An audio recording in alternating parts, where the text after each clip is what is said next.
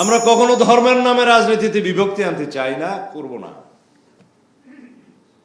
আমরা ধর্ম, বর্ণ এবং বিভিন্ন ভাষা ভাষী সংস্কৃতির নামে আমরা কখনো বিভাজন জাতিতে সৃষ্টি করতে চাই না। সকল মানুষেরই সাংবিধানিক পরিচয় হচ্ছে নাগরিক, সিটিজেন, বাংলাদেশের নাগরিক হিসেবে পরিচিত হইবে। সেই হিসাবে আমরা বলি এখানে সংখ্যালঘু আর সংখ্যাগুরু নাই। আমরা এখানে সবাই যারা আছে সবাই নাগরিক, বাংলাদেশের সিটিজেন, এবং সাংবিধানিকভাবে সকল নাগরিকের অধিকার সমান। ধর্ম চর্চায়, সাহিত্য চর্চায়, সংস্কৃতি চর্চায়, মুক্ত বুদ্ধি চিন্তায় সবকিছু এনশিওর করা আছে। আমরা বলি যে subject to certain restrictions imposed by the authority, বলে কনস্টিটিউশনাল ভাষা। সমাবেশের, সংগঠনের এবং মুক্ত চিন্তার অধিকার থাকবে, আছে। ওই সাবজেক্ট টু সার্টেন রেস্ট্রিকশনস, সেটা অলওয়েজ লিগ্যাল ভাষায় থাকতে হবে,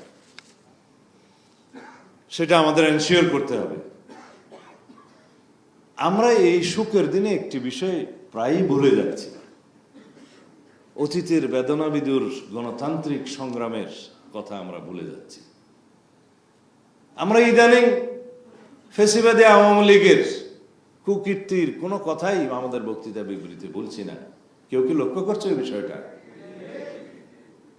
এবং একটি দল আওয়ামী লীগের ভোট প্রাপ্তির জন্য আওয়ামী লীগের বিরুদ্ধে একটি শব্দ উচ্চারণ করে না। আমাদের গ্রামের ভাষায় কথা বলে যে বাসুরের নাম মুখে নেওয়া যায় না। এখন সেই দলটি আওয়ামী লীগের ভোট টানার জন্য তাদের যে ভূমিকা, সেটা জনগণের সামনে উন্মোচন করেছে। কিন্তু আমরা এই দেশের রক্তস্নাত ইতিহাসের কথা কখনো যেন ভুলে না যাই। আওয়ামী লীগের দুর্নীতি, দেশকে বিক্রি করে দেওয়ার, অর্থ পাচারের কথা যেন আমরা ভুলে না যাই। এদেশ থেকে গণতন্ত্র বিলুপ্ত করে দেওয়ার ইতিহাসকে যেন আমরা ভুলে না যাই।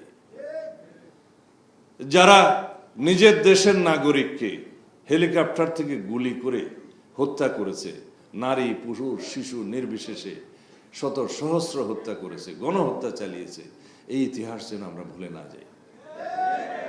যারা গাড়ির চাকায় পিষ্ট করে আমার ছাত্র বন্ধুদের, আমাদের অভ্যুত্থানকারী বাংলাদেশের গণমানুষকে পিষ্ট করেছে, সেই কথা যেন আমরা কখনো ভুলে না যাই। আমরা যদি গণতান্ত্রিক সংগ্রামের কথা ভুলে যাই, আওয়ামী লীগের গুম, খুন, অত্যাচার, নির্যাতন, নিপীড়ন, মামলা হামলার কথা ভুলে যাই, তাহলে গণতন্ত্র আসবে।